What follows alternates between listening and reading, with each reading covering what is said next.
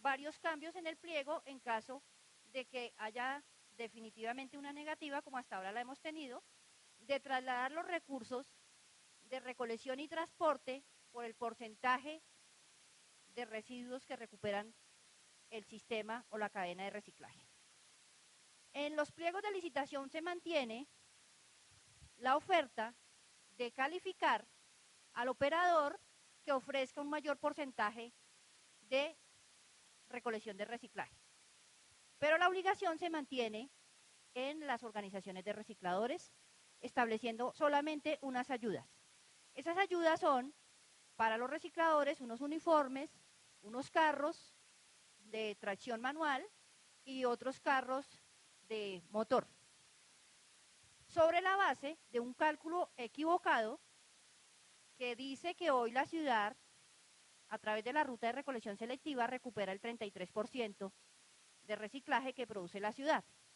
Esa es una afirmación equivocada, porque lo que hoy recoge la ruta de recolección selectiva en manos de los operadores es aproximadamente el 4% del material reciclable que produce la ciudad.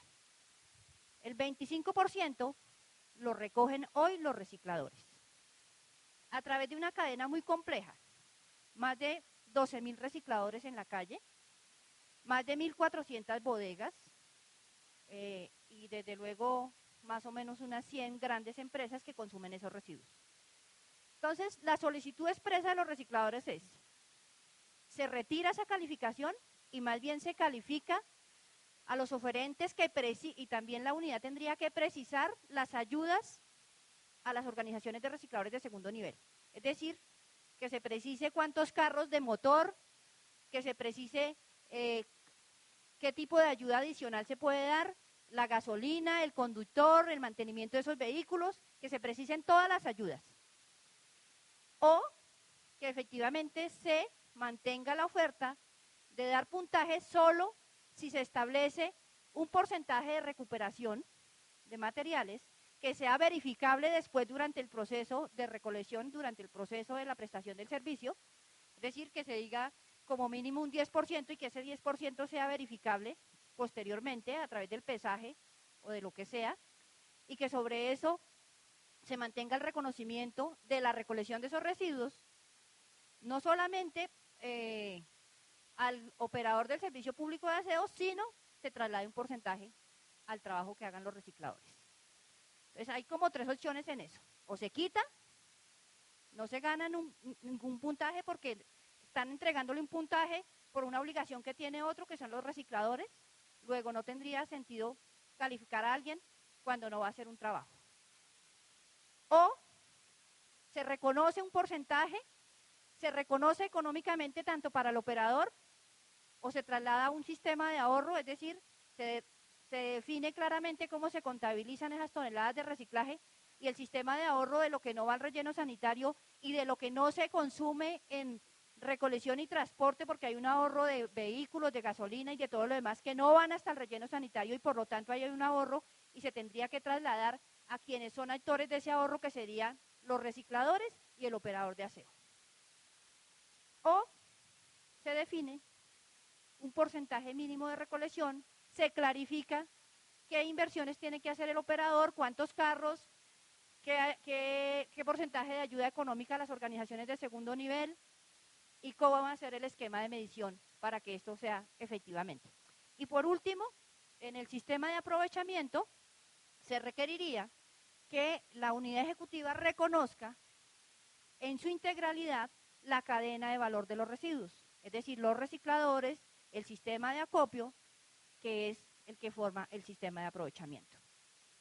Muchas gracias. Muchas gracias. Sandra Carolina Ortiz de la ARB. Margarita Orozco de la ARB. Marta Lucía Triana de ARB también. Mónica Barrera de CP Consultores. Entiendo que ya hablaron, ¿no? ¿Van a hablar otros? Bueno.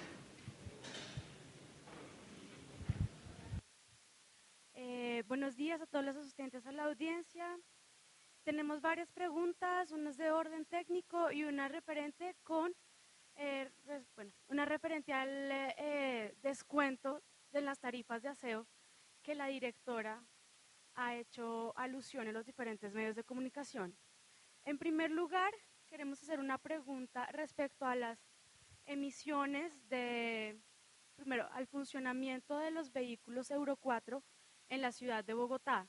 Bien es conocido por todas las personas que saben de la materia que los vehículos Euro 4 presentan una disminución en el rendimiento, tanto de torque como de velocidad, más o menos de un 15% en alturas que superan el nivel del mar. En este sentido, de acuerdo con los fabricantes de los vehículos recolectores de residuos y según el concepto de estos mismos, así como de las experiencias recogidas en otras regiones e incluso en otros países, los motores impulsados por combustión de gas natural no operan de forma eficiente en altitudes superiores a las del nivel del mar. Pierden potencia, como lo dije anteriormente, aproximadamente del 15% y torque de una manera significativa. En este sentido, aumentando los consumos de combustible y el desgaste del vehículo mismo. Igualmente, el peso adicional de los tanques de gas que tiene que soportar el vehículo disminuye la capacidad del mismo. Es decir, si el vehículo tiene la capacidad de cargar 14 toneladas de basura, por el peso del tanque de gas tendrá la capacidad de cargar no más 13 toneladas de basura. La situación anteriormente expuesta es corroborable a través de la experiencia de los actuales operadores, ya que la UASP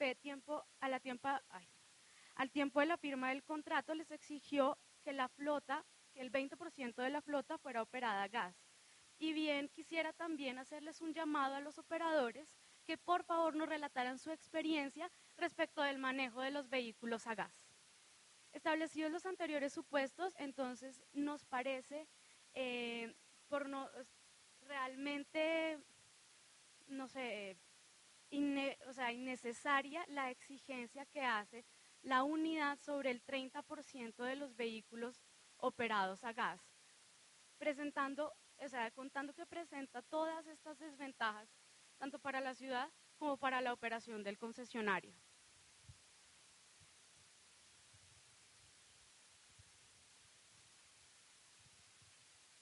En tercer lugar, quisiera también hacer un llamado respecto específicamente al combustible. El gas en Colombia proviene de dos fuentes geográficas diferentes, un campo ubicado en La Guajira y otro en los llanos orientales. Condición esta que hace diferente las propiedades y consistencia del combustible en su composición físico-química, alterando su forma de combustión. Ecopetrol, quien regula el manejo de los combustibles fósiles en el país, no puede y tampoco está en capacidad de asegurar que el combustible tendrá siempre las mismas características. En este orden de ideas y partiendo de la base que los motores Euro 4 son especialmente susceptibles mecánicamente a los cambios en el combustible, como bien lo había resaltado quien hizo la exposición en primer lugar acerca de las desventajas de los motores Euro 4, sería extremadamente costoso exponerse al mantenimiento constante en razón a la variación del combustible. Así las cosas, la administración está exigiendo condiciones mecánicas de los vehículos demasiado gravosas para el prestador de servicio e inconvenientes para el óptimo funcionamiento del sistema integral en el sistema capital, en la medida que nos exponemos al constante mantenimiento e incluso a una falla mecánica, que eventualmente se acabe el combustible, el gas en el carro, que tengamos un inconveniente, y la reparación de estos vehículos operados a gas es mucho más dificultosa que la de los vehículos que tradicionalmente manejan el diésel. Hay dos elementos entonces que deben tenerse en cuenta. El primero es el costo de construir una estación de abastecimiento propia del concesionario. Es cierto que eso está contemplado dentro del reglamento técnico mecánico, pero es de recordar que esto es optativo. Esto con el fin de asegurar la calidad del combustible, pero como lo recuerdo, es demasiado gravoso para el concesionario y es optativo.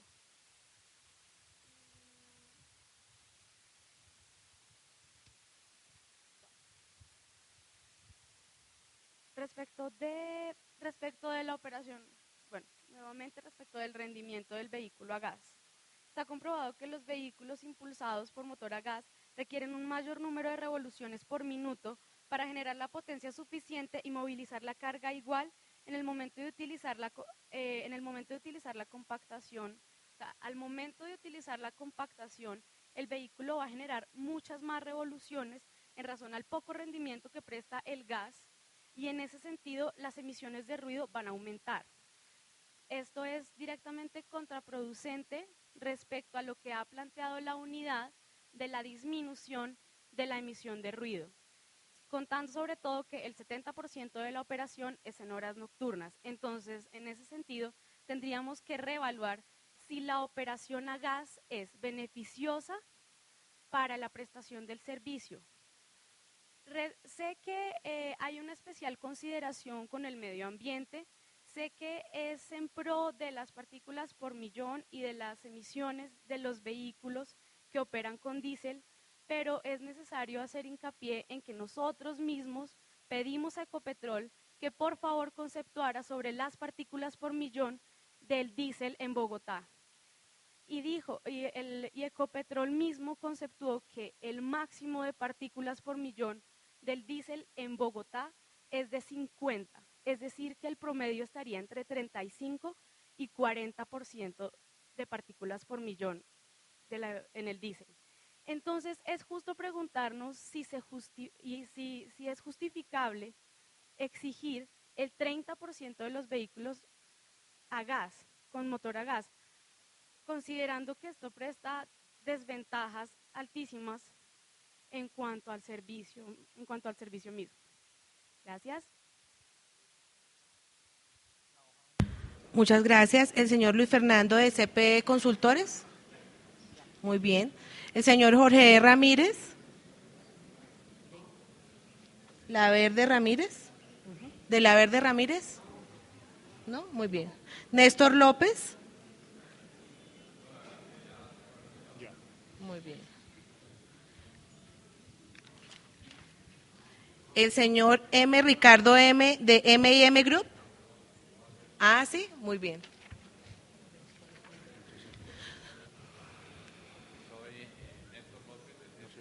No se escucha. Soy Néstor López, de CPE Consultoría Jurídica. Dice así la inquietud, tanto el sector público como el privado, siempre que se abre una convocatoria para celebrar un contrato... No, señor, ¿no se escucha? Le toca que acerque un poquito más el micrófono. Gracias. Tanto en el sector público como en el privado, siempre que se abre una convocatoria para celebrar un contrato, bien sea de obra, suministro o servicios, brinda la información pertinente, clara y actualizada para alcanzar la correcta ejecución del contrato. Sin embargo, después de un estudio riguroso para alcanzar el planteamiento de la propuesta que cumpla con los requisitos exigidos, afirmamos que la UAS no ha suministrado más que los términos de referencia y otra información técnica, pero no la información más relevante como lo sería la que puede brindar el CUPIC. Entonces nos preguntamos, ¿cómo se puede elaborar una propuesta integral? Vamos a empezar, cojámoslo de frente. Me da mucha pena volver a comenzar.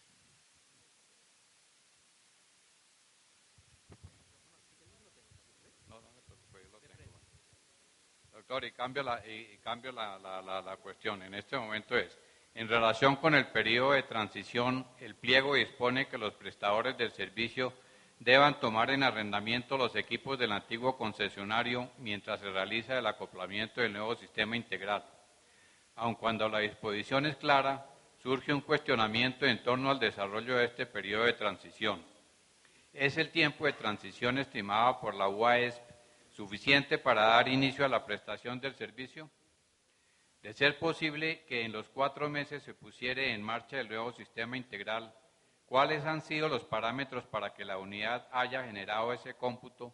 Es decir, ¿en qué se basan para afirmar que el tiempo se ajusta a las operaciones y transacciones que debe realizarse para la puesta en marcha del sistema?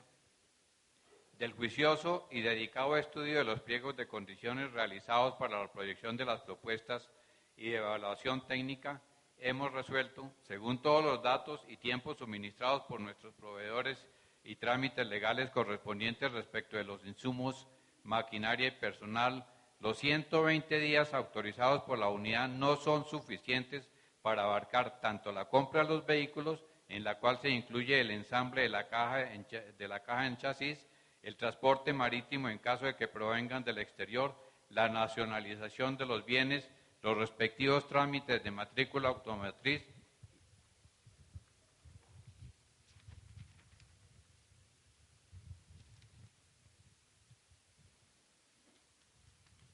y permisos de funcionamiento para comenzar a operar, entre otros trámites.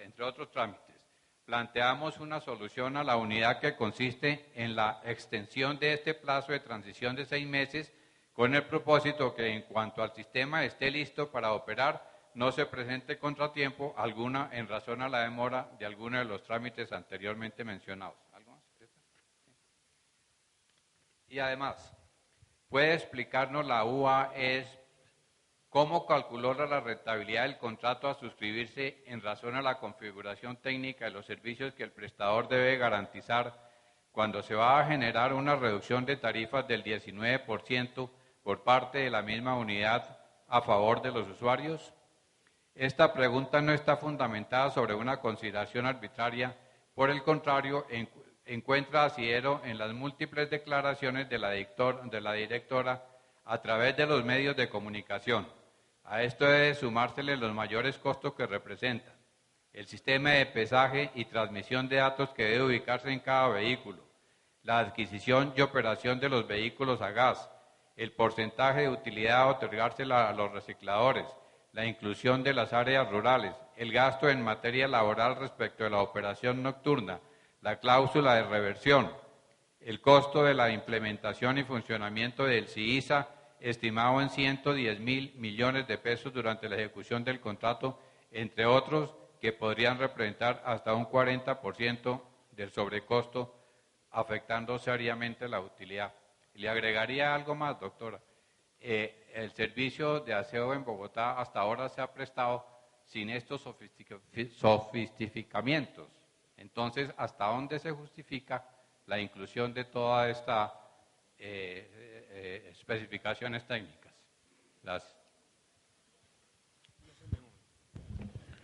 M. Ricardo M. de MM Group. ¿No está? M. Ricardo M. de MM Group.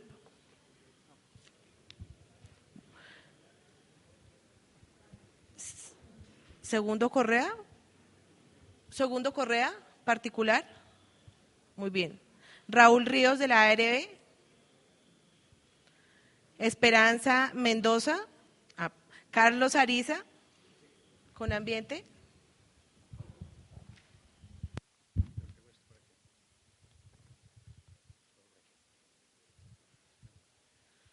Buenos días a todos. El primer punto tiene que ver con el numeral 415 de los pliegos, en la cual, para efectos de dar una claridad meridiana, se debería estipular la forma en que se van a dar los 50 puntos para la ocupación de los recicladores en lo que tiene que ver con corte de césped y poda. No hay una claridad en esto. Supongamos que en una ACE alguien requiere 100 operarios y otro operador u otro oferente requiere 200.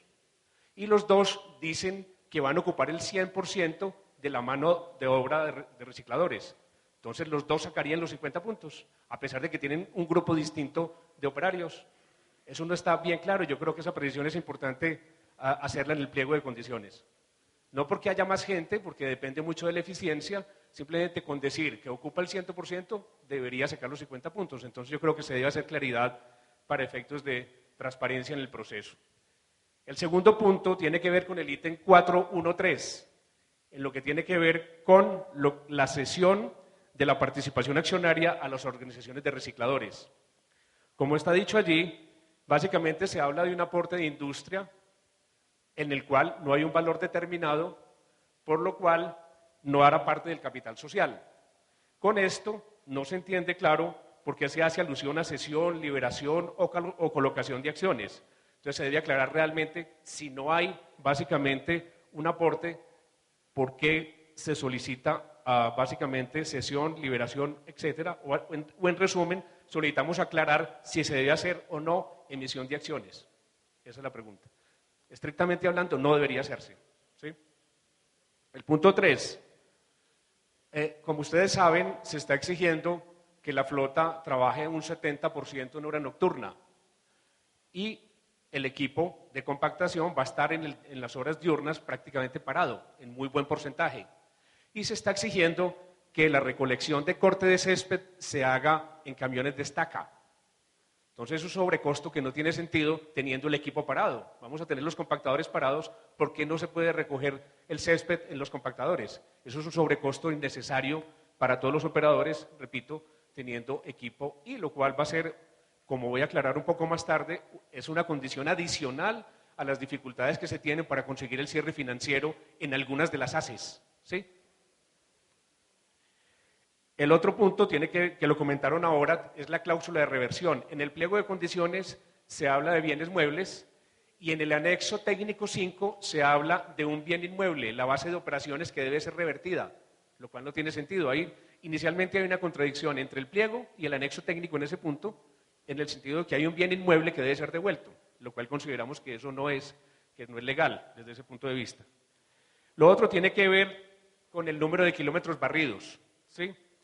Básicamente se establece que en la regulación establece cuando se tienen frecuencias diferentes a lo establecido por la resolución 351, esas frecuencias deben estar incluidas en los PEGIR de las diferentes ciudades, y en cuyo caso básicamente deberá hacerse un ajuste porque ahí se está sobrepasando lo establecido por la norma para poder establecer una tarifa diferente. En el caso del Distrito de Bogotá, los PEGIRs no incluyen los valores de barrido adicionales a los establecidos por la norma. Y si uno ve el anexo técnico, casi todas las ACES están por encima las frecuencias de barrido a lo establecido en la resolución 351. Por tanto, ¿cómo vamos a hacer cómo va a ser el cálculo de la tarifa si estos valores adicionales no están incluidos en los PEGIR de la Ciudad de Bogotá? Y estamos hablando de valores muy importantes de barrido adicional, ¿sí? Muy importantes. Lo otro, básicamente, es un tema que se están incluyendo una cantidad de servicios adicionales, no solamente desde el punto de vista de la prestación misma, sino de componentes tecnológicos que no están incluidos en la resolución 351. ¿Qué está pasando? Están cayendo el valor de los ingresos para los operadores por la aplicación de la 351. Es una realidad. Pero estamos incrementando, o sea, hay una disminución ostensible, cerca del 20%, en ingresos, y adicionalmente estamos pidiendo una cantidad de valores, el pesaje, las cajas subterráneas,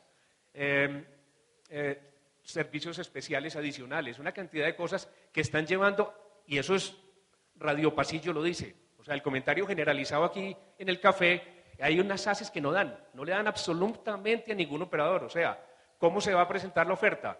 Como tenemos que presentar todas, todo el mundo se va a ir por el valor mínimo de porcentaje, para tratar de no ganarse esa ACE. ¿Qué va a pasar si alguien en el desempate se la va a ganar y va a perder no solamente por ese déficit entre los ingresos y adicionalmente por estar 10% por debajo del techo establecido para ser remunerado? De verdad, eso es el comentario general, hay ACES que no dan, por ningún lado dan como está hoy en día. Entonces yo pienso que se debe analizar detenidamente el tema de los servicios especiales, el tema de las mediciones, el tema de las cajas subterráneas, etcétera. Hay una cantidad de cosas que están incrementando los costos y están llevando a que los operadores tengan dificultades para presentar la oferta. Esa es la realidad. Pongo el caso, hay una ACE específica, cuyo número no voy a decir, en la cual a ningún operador le ha dado. Hay una de ellas. Y hay por lo menos dos que están ahí un poquito para arriba, para abajo de cero. ¿Sí? Muy bien. El otro punto, básicamente, es el CISA.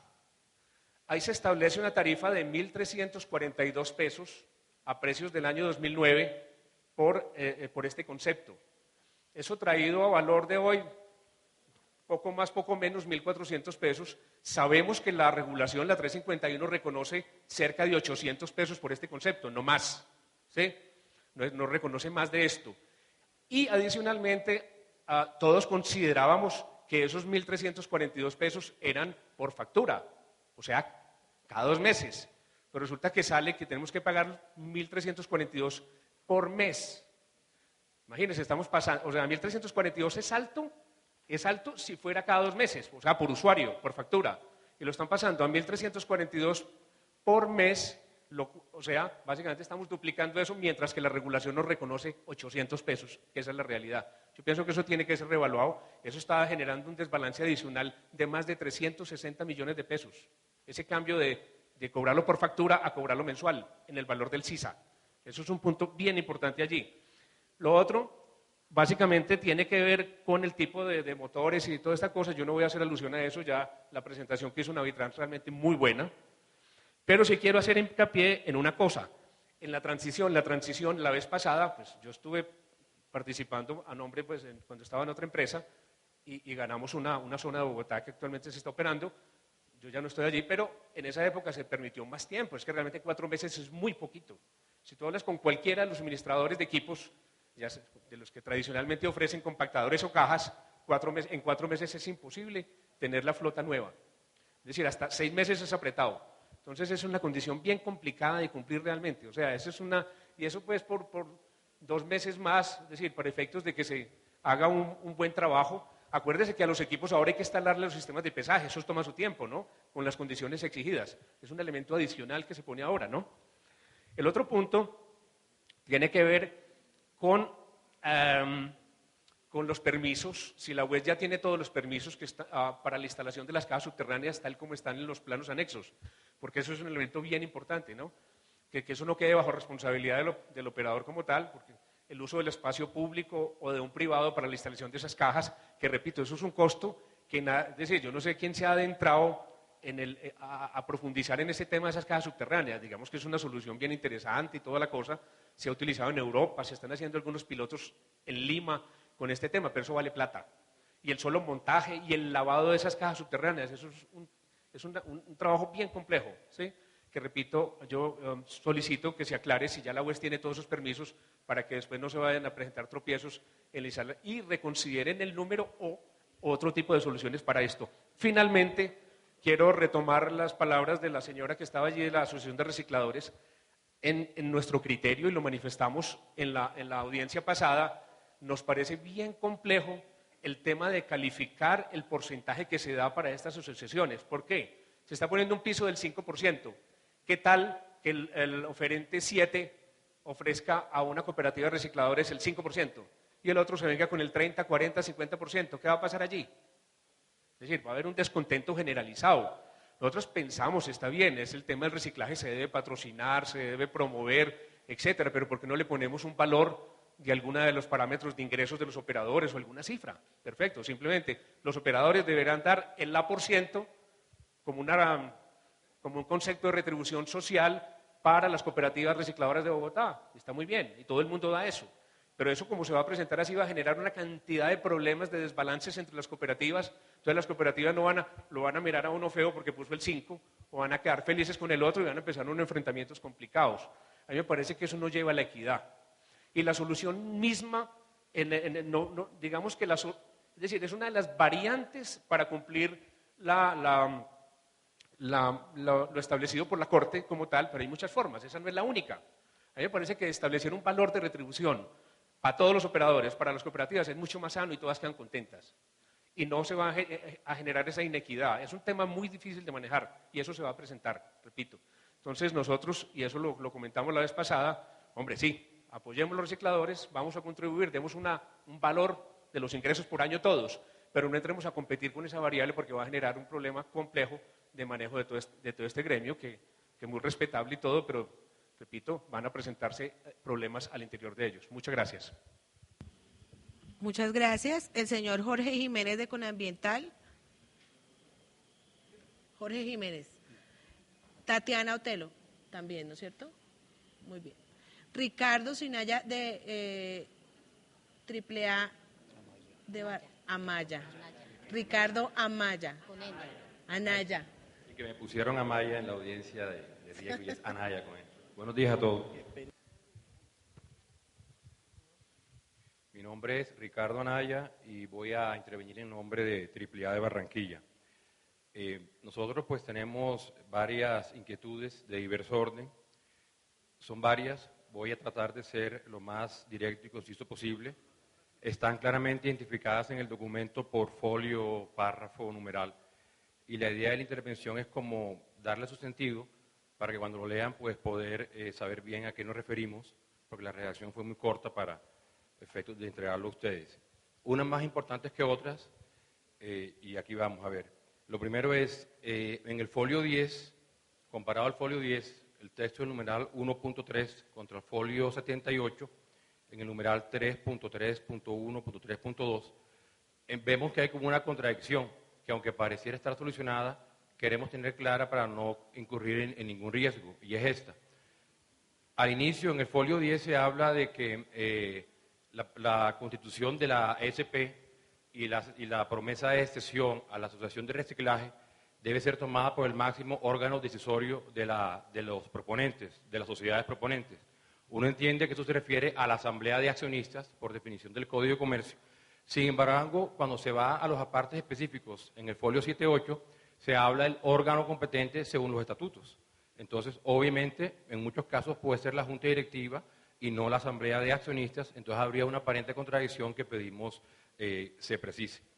En el folio 19, numeral 1.7.1.7, referente al servicio de barrido en las zonas rurales, creemos que con la modificación que se hizo en la adenda 6, sobraría el tercer párrafo de este numeral. ¿Por qué? Porque ya en la adenda 6 se dijo que era una vez por semana, mientras que en el párrafo siguiente se dice que es cada vez que se solicite.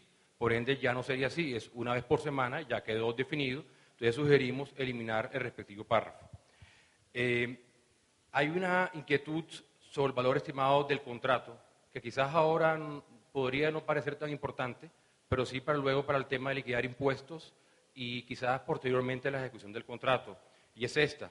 En el folio 21, numeral 1.8, se dice que son 400.000 millones de pesos. Sin embargo, si tenemos en cuenta que toca ofrecer por todas las ACES y que máximo pueden ganarse 2 ACES, eso llevaría a pensarlo a uno que el valor estimado podría ser máximo 800.000 millones de pesos, en el caso de que el proponente se gane 2 ACES. Entonces queremos evitar la sorpresa que posteriormente al tener que liquidar derechos de publicación o estampillas o a aplicar cualquier correctivo en la ejecución del contrato, vayan a aplicar un valor estimado superior al que dice textualmente en este numeral. Entonces solicitamos a este respecto la precisión.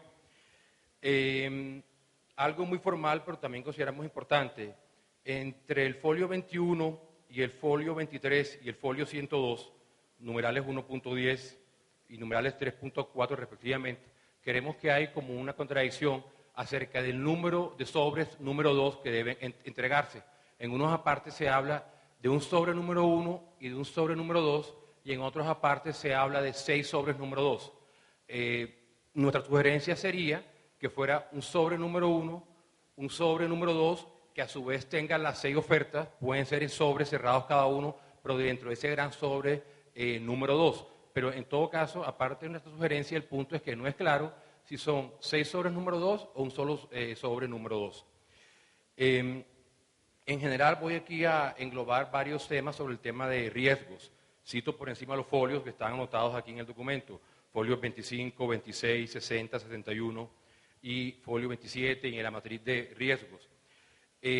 Nos parece que, con fundamento en lo decidido en la audiencia de riesgos de hace 2 o 3 semanas, quedaron que ciertos hechos, ciertos riesgos previsibles, los asumía la unidad.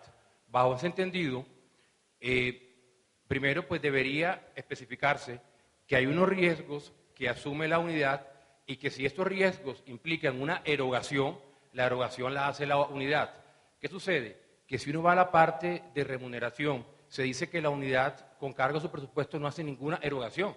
Pero sucede que el caso de los riesgos que ella asume sí podría hacerlo.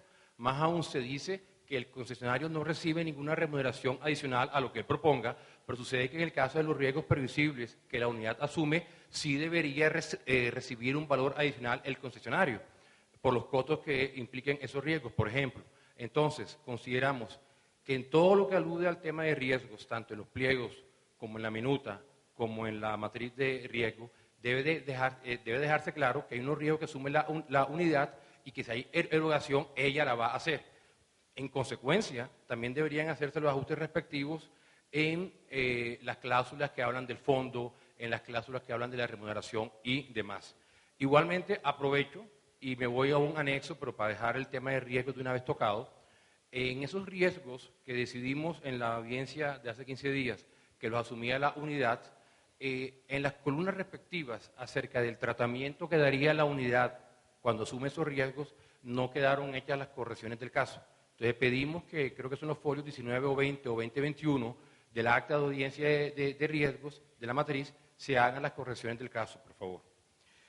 En el folio 45, alguien ya lo tocó, sobre el tema de los 1.342 pesos. AAA había hecho unas preguntas y consideramos que no quedaron claras respecto a saber si, por ejemplo, el cupón de pago por el cobro de cada factura y el costo del contact center van o no incluidos en esos 1.342 pesos. Pedimos la precisión al respecto. Y otros conceptos que no quedan claros si están incluidos o no. Porque se habla de facturación conjunta y del CISA, pero quizás eso no incluye todo, por ejemplo, los dos conceptos que acabamos de aludir. En el folio 52 y en el anexo 6, ahí están citados los numerales, en el tema de las interventorías tendríamos dos inquietudes.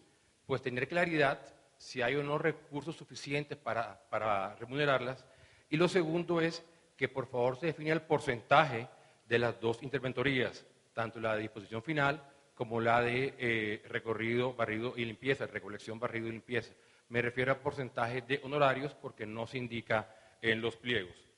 Creo que alguien ya tocó, la primera persona que intervino, el tema de las pólizas. Simplemente era aludir en el folio 57 sobre la póliza de responsabilidad civil, pues pedir que se incluyan sublímites para el caso de perjuicios extrapatrimoniales, porque en el sector de seguros, las reaseguradoras habitualmente exigen esos sublímites y pues pedimos que se sublimiten, por favor, hasta el 20% del valor asegurado expedido. Nuevamente vuelvo con el tema de la remuneración. En el folio 61 y en la cláusula 8 del contrato, aparte del tema de los riesgos ya aludido, pedíamos el favor de darnos una explicación con términos aritméticos o si acaso con fórmulas acerca de cómo opera la remuneración y por favor explicarnos, ya que la unidad es quien lo ha creado el término, exactamente qué significa, cómo se aplica la expresión porcentaje de recaudo ajustado por solidaridad. Pero cuando uno lee que sí hay, que no hay, que es una sola bolsa, que demás, pues nos generan muchas inquietudes. Entonces pedimos, repito, una explicación aritmética, ojalá en fórmula, y una explicación conceptual qué significa esa expresión. Ya la reversión fue tocada varias veces, simplemente, pues muy rápidamente era pues lo del tema de inmuebles que ya lo tocaron. Lo del tema del inventario, vemos que el inventario se hace cada año, entonces como precisar cuál inventario aplicaría para el caso de la reversión, que es al cabo del año 8, pues tendríamos 8 inventarios, y adicionalmente, como quiera que pueda haber una rotación de bienes o unos bienes que se utilicen temporalmente en exceso de los que el proponente ofrezca en su oferta, pues precisar qué sucede con esos bienes. De pronto la definición de bienes muebles incorporados a la concesión o afectos a la operación del servicio es muy amplia y quizás no cobije temas como como los que acabo de dar. Entonces, por favor, pedimos pues precisar ese tema. Ya igualmente, ya lo tocaron, el tema del periodo de transición. Nosotros pues prohijamos esa solicitud y pedimos que sea 8 meses, porque 4 es insuficiente, 6 también, por lo que hemos investigado, es insuficiente. Entonces, como la idea es cumplir y cumplir bien, pedimos que por favor sean 8 meses. En el caso, hay una particularidad. En el caso del periodo de transición, en el numeral 2.12.3, folio 70 de los pliegos, al igual que en el anexo 3, que es la minuta, parágrafo tercero de la cláusula 23, folio 28, se habla algo, estamos hablando, esas partes hablan del periodo de transición, sin embargo se habla algo acerca de la coincidencia entre la oferta y los documentos. Aparte que no se entiende a qué documento se refiere, y aunque pues AAA entiende que es nuestra obligación hacer nuestra tarea bien hecha, en todo caso, la ley 80 es claro en el artículo 24, numeral quinto, literal D, en el sentido de que no pueden en los pliegos anotarse cláusulas de irresponsabilidad en beneficio de la entidad estatal respecto a la información que ella da para el proceso. Entonces, en esos apartes que acabo de citar, la entidad dice que si hay cualquier discrepancia, pues como que por cuenta del concesionario, y nos parece que si toda la información que da la entidad, la responsabilidad es de ella. Igual que la información que yo entregue, la responsabilidad es nuestra, obviamente. Entonces pedimos el favor de eliminar esa expresión, además de que está ubicada en un lugar que pareciera que no corresponde. En el folio 70, numeral 3, y en el folio 72, numeral 3.1.4 de los pliegos, se habla de que el sobre 1 se hace un proceso de evaluación para cada ACE. No entendemos por qué para cada ACE, si el sobre 1 aplica para la propuesta en general para todas las ACEs. Debería ser una sola evaluación, califica o no califica y listo. En el folio 73, numeral 3.3.1.1, al igual que en el anexo 1, que es sobre la carta de presentación de la propuesta, se alude a que no pueden participar o a que la persona declara que no está incursa en ley 550.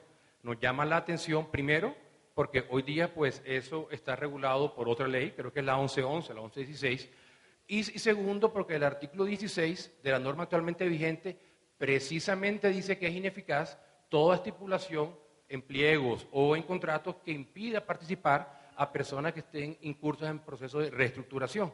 Entonces, en ese sentido, pues aparte de la precisión normativa, creemos que el texto no debe ir porque es abiertamente ilegal e ineficaz. Hay algo que ya tocaron y de pronto voy a unir aquí varios temas. Y es, bueno, perdón, antes, sobre el tema de la valor asegurado en la garantía de seriedad de la oferta, folio 75. Entendemos que hay un decreto vigente que es el 4828. Sin embargo, traemos esta propuesta, esta sugerencia muy respetuosa, y es, teniendo en cuenta que el máximo a adjudicarle a cada proponente son 2 ACEs, cuyo presupuesto en caso tal serían 800.000 millones de pesos, según lo dicho en el numeral 1.8, y teniendo en cuenta las opciones que da el decreto 4828, y para permitir que los modelos cierren, pues sugerimos que con fundamento en el decreto se trabaje esta garantía con el 2.5% de los 800.000 millones de pesos, que sería el máximo que puede ganarse un participante y que corresponde a lo que dice el decreto. Y ahí volvemos nuevamente al tema de la importancia del valor estimado del contrato. Fíjense que aunque en el 1.8 se habla de 400.000 millones de pesos, cuando vamos a la garantía de seriedad de la oferta, se habla de 80.000 millones de pesos. O sea, está hablando del 10% de las dos, pero va en contravía del 1.8. Entonces, por eso la importancia de definirlo el valor estimado. Voy al tema de la promesa de constitución de la empresa de servicios públicos y a la cesión de participación accionaria. Eso está en el folio 81 y en los otros pues, documentos pertinentes de los pliegos. Por un lado, vemos que los pliegos nos entrega el anexo 4, que es como una carta de intención, por lo que uno lee sobre la constitución de esa ESP. Sin embargo, cuando uno va a los folios 105 y 107 del pliego, y también pues a la adenda 2, que hoy día ya está incorporada, ve uno que lo que en verdad se exige es la promesa en sí de la sociedad a constituir, que de acuerdo con el Código de Comercio debe tener todos los elementos del artículo 110 del Código de Comercio, nada más faltaría firmar su constitución, pero resulta que eso no es lo que dice el anexo 4. Entonces queremos tener precisión si en adición al anexo 4 hay que también entregar la promesa con todo lo que implica ese concepto anexa a la propuesta. E igualmente, en estos mismos apartes se habla de una promesa de cesión a la Asociación de Recicladores.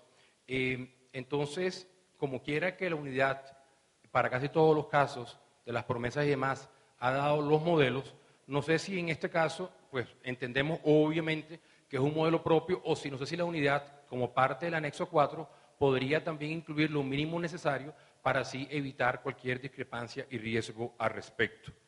Me refiero al folio 88, numeral 3.3, hasta el folio 92 o 96 más o menos, y son los referentes a la acreditación de la experiencia técnica. Ahí vemos que en la adenda 6 se hizo una adición al numeral 3.3.3.6 referente al tema de las personas que prestan el servicio sin contrato con la entidad territorial respectiva o con quien fuere el caso. Entonces, en ese sentido consideramos, primero, pues que deben hacerse todas las adecuaciones a todos los numerales de esa parte, o sea, el 3.3.3.1 al punto 5, en el sentido de expresar claramente, porque no lo vemos tan claro como pensamos que podría ser o debería ser, que los prestadores que no tengan contrato pueden ser proponentes en este proceso. Como consecuencia de esta misma adenda 6, pedimos estos puntos en concreto. Primero, el numeral 3.3.3.1 que está anotado en la adenda 6 no corresponde con el que se compiló en los pliegos unificados. Entonces, pues pedimos ahí hacer la alusión respectiva, porque la adenda se dejó como operador de las 3 actividades y en el pliego unificado se habla simplemente de operador, no se habla de las actividades. Segundo, el anexo 12 de los pliegos debería ajustarse a la adenda 6. Me explico. Si ya se permitió que las empresas que no tengan contrato han de participar, o más bien se precisó porque ya estaba claro, pues el anexo 12 se le deben hacer los ajustes del caso, porque habla de entidad contratante y demás, y ese no sería el evento en los casos que estamos describiendo. Tercero, precisar el significado y alcance de la expresión operador dentro del contexto de esta licitación. Cuarto, pedimos que se precise el significado y alcance de la expresión proyecto dentro de este contexto. Quinto, en el numeral, algo muy puntual, en el numeral 3.3.3.4, vemos que cuando habla de la opción de prestarle servicio a poblaciones de mínimo 1 millón de habitantes, se dice únicamente que no sea en más de 3 contratos, pero no se deja la opción de que sea en una misma ciudad. Entonces, pedimos, opción que por cierto está en todas las demás experiencias que se solicitan, lo cual obviamente nos parece que no tiene sentido técnico, lógico y mucho menos jurídico. Entonces pedimos que en este numeral la opción del 1 millón de habitantes también se refiera o se le permita la posibilidad de que no sea en más de una misma ciudad porque no está prevista. Sexto, sobre las certificaciones.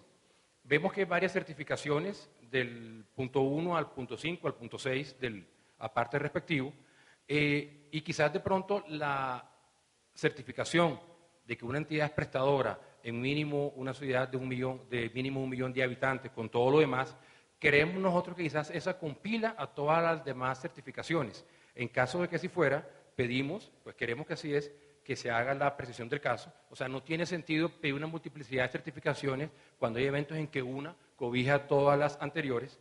Y lo último es, nuevamente en el caso de las personas que prestan el servicio de aseo sin contrato, así como el caso de los usuarios, se les ha dado la posibilidad de que la empresa prestadora sea la que certifique el número de usuarios.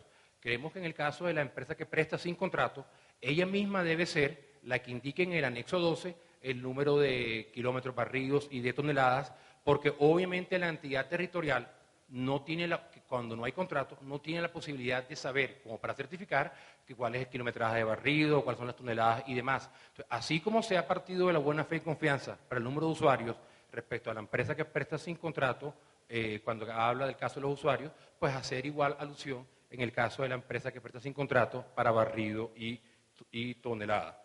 Entonces, eso con el tema de la acreditación de la experiencia.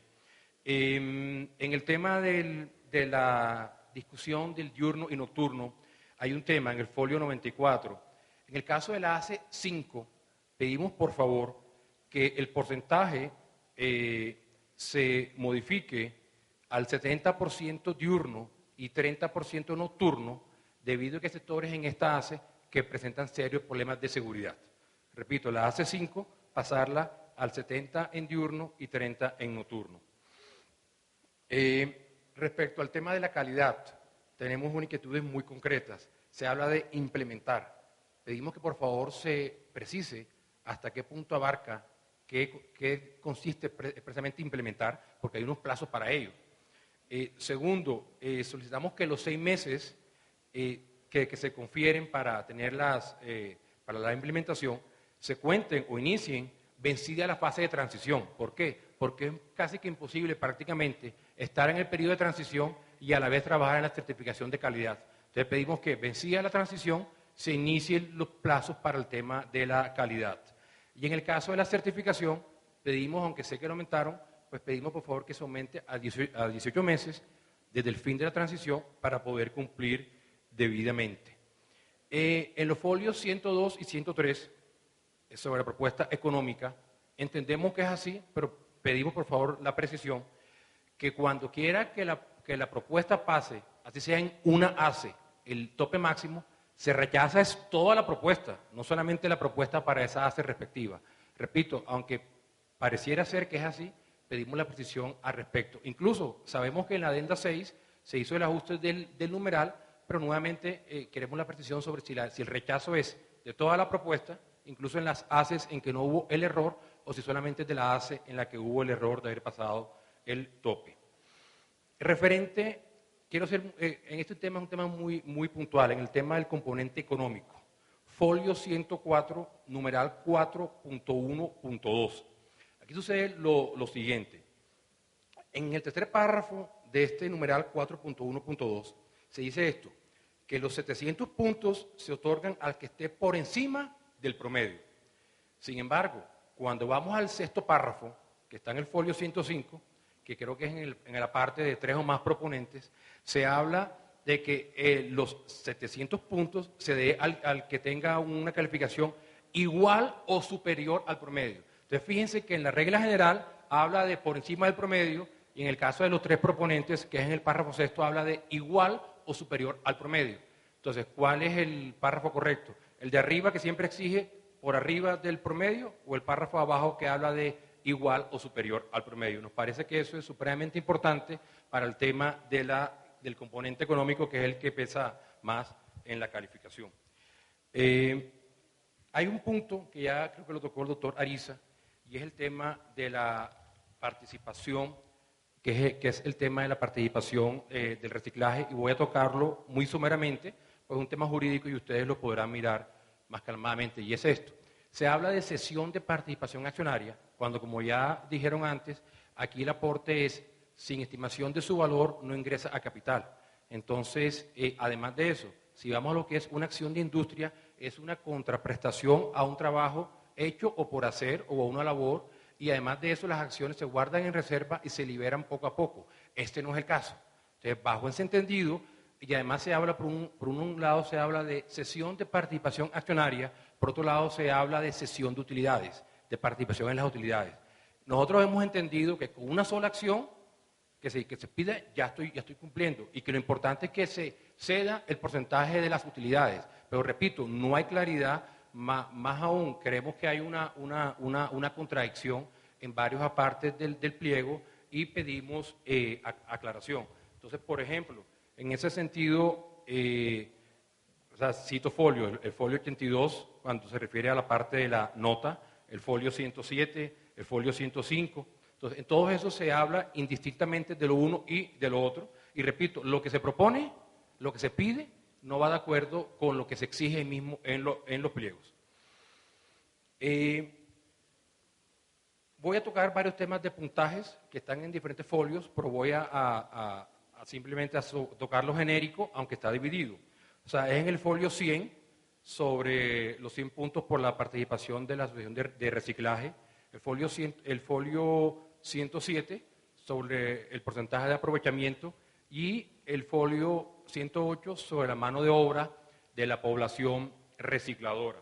Aquí creemos que hay dos conceptos que nos gustaría que nos precisaran. Primero, ¿qué sucede si dos o todas las ofertas presentan empate en el máximo ofrecido? ¿Se les da a todas el puntaje máximo o no se les da? Ahí puede hablarse de mayor cuando todas, por ejemplo, están igual o no puede hablarse de mayor. Y lo segundo es, siempre se habla de regla de 3 simple inversa. Nosotros en la empresa hicimos el ejercicio buscando el concepto y resulta que regla de 3 simple inversa nos da algo totalmente contrario a lo que se pide. Nos da que el que menos ofrezca va a tener incluso un puntaje encima de 100 o de 50, según sea el caso. Entonces creemos que debe ser regla simple o lo que sea, pero no puede ser la regla simple inversa. Eso, repito, en todos los casos de esas 3 calificaciones. Hay algo más. En el folio 107, en el numeral 4.1.3, último párrafo, se dice que si la persona no paga el capital, entonces se trabaja con la persona siguiente en puntaje si no tiene 2 ases. La sugerencia nuestra es que si esa persona que tiene el puntaje siguiente tiene 2 ases, entonces se adicione que se sigue con el siguiente que tampoco tenga 2 ases. Obviamente siempre y cuando cumpla con lo que debe cumplir. No dejarlo solamente hasta esa opción porque puede que eso no solucione lo que se quiere solucionar. A ver,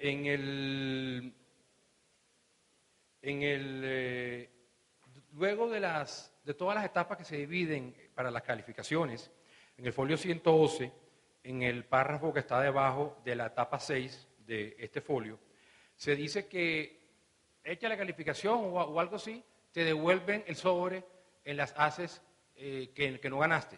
Pero si apenas me he ganado una, todavía puedo ganarme otra. Entonces resulta que la redacción de ese párrafo debe ser o entenderse que es cuando ya todo se ha cumplido, no antes, cuando te devuelven el sobre cerrado. Entonces la aclaración de ese párrafo no va acorde con las condiciones del proceso, pedimos que se haga el ajuste del caso, repito.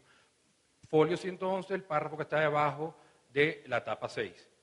Y aquí queremos pedir 3 solicitudes o 3 peticiones que no tienen que ver con el texto exactamente del pliego, sino con el modelo que la empresa ha estado trabajando, porque como bien dijo el doctor Ariza, ha sido imposible lograr un cierre económico, aparte que cuando lo dan cero, y cero creo que esa no es la idea de alguien que quiera participar en un negocio. Entonces son 3 solicitudes muy puntuales. La primera es, con respecto al modelo que la unidad utilizó, cualquiera esta sea, sin entrar pues sabemos que no lo pueden dar a conocer, la pregunta es, para efectos de determinar las toneladas dispuestas por cada suscriptor, o sea, el TDI, se utiliza como denominador el número de suscriptores o el número de unidades. Repito, para determinar las toneladas dispuestas por cada suscriptor, se utiliza como denominador el número de suscriptores o el número de unidades. En este mismo sentido, para efectos de facturar, se utiliza como multiplicador el número de suscriptor o el número de unidades. En ambos casos, repetimos, nos referimos sin que la unidad pretendamos que nos dé a conocer aspectos desconocidos y por favor, sin que nos diga que vayamos a la regulación, le pedimos que nos indique cómo trabajaron ustedes técnicamente hablando o conceptualmente hablando estos 2 temas. Y el otro tema, en materia tarifaria, pues ya lo han tocado antes, y es el punto de que hay varias actividades que si uno va a la regulación y va a los decretos 1713 de 2002, tal y como fue modificado por el 1503, artículo 4, encuentra uno que las actividades extras que se están incluyendo ahí no están incluidas en la tarifa que se remunera actualmente. O sea, sobre todo con las resoluciones que van a regir este contrato. Entonces, por favor, pedimos que esas actividades o se excluyan del contrato. Sabemos que ya de pronto parte de ellas la unidad las ha prestado y no quiera excluirlas, pero el punto es que si no, como ya dijeron, no va a dar, o quien presente será una propuesta, quién sabe cómo, para ganar y después vendrán los problemas. Entonces, la idea es que esos servicios o remunerarlos por aparte o excluirlos del contrato. Agradeciendo la paciencia, entro al tema de los anexos, que creo que es más rápido. En el tema del anexo 1, pues ya lo comenté, la alusión a ley 550, que creemos que no debe ir.